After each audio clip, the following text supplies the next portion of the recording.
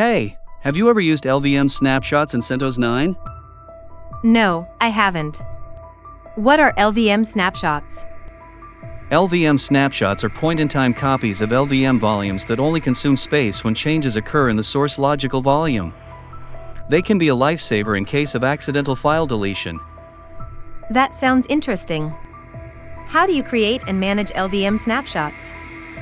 To create a snapshot, first, check for free space in the volume group using the vgs command. Then, use lvcreate to create a snapshot for your volume.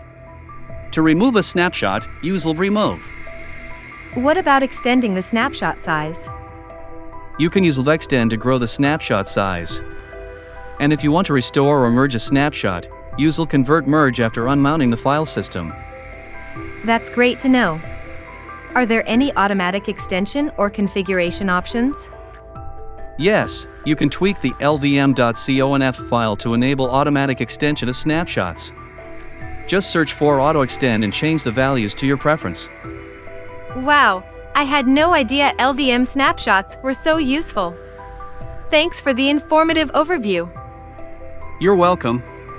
Don't forget to like, share, and subscribe for more Linux insights.